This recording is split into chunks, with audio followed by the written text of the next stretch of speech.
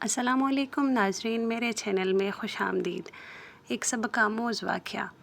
ایک دن ایک سوداگر بادشاہ کے دربار میں حاضر ہوا اور دو نہایت خوبصورت موتی پیش کیے۔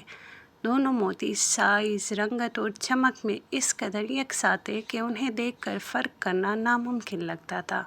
سوداگر نے کہا، عالی جاں، ان دونوں موتیوں میں سے ایک اصلی ہے اور دوسرا نہایت مہارت سے بنایا گیا نقلی موتی۔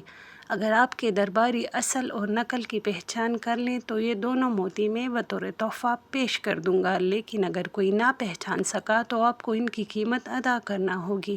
بادشاہ نے فوراً اپنے وزیروں، دانشوروں اور درباریوں کو بلایا۔ سب نے موتی کو غور سے دیکھا، الٹ پلٹ کر جانچا، مگر کوئی بھی یقین سے نہ بتا سکا کہ اصل کون سا ہے اور نقلی کون سا۔ دربار میں خاموشی چھا گئی۔ بادشاہ پریشان تھا کہ اگر کوئی جواب نہ دے سکا تو سلطنت کی عزت پر حرف آئے گا۔ اسی دوران دربار کے باہر بیٹھے ایک نابینا بزرگ نے اندر آنے کی اجازت طلب کی اور عرض کی، جہاں پناہ، اگر اجازت ہو تو میں بھی اپنی قسمت آزما لوں۔ دربار میں حیرت کی لہر دوڑ گئی۔ لوگ سوچنے لگے، جب دیکھنے والے عقل مند لوگ ناکام ہو گئے تو ایک نابینا شخص یہ معمہ کیسے حل کرے گا؟ بادشاہ نے اجازت دے دی۔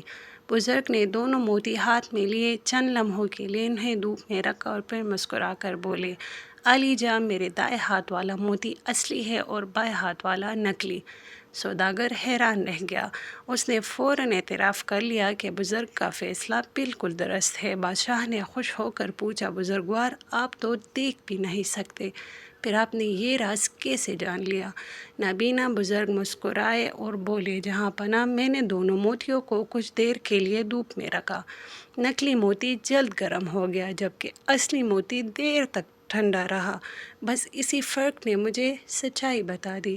جس طرح اصلی موتی دھوپ میں بھی اپنی ٹھنڈک برقرار رکھتا ہے، اسی طرح اصل انسان مشکلات میں بھی اپنے کردار کی خوبصورتی قائم رکھتا ہے۔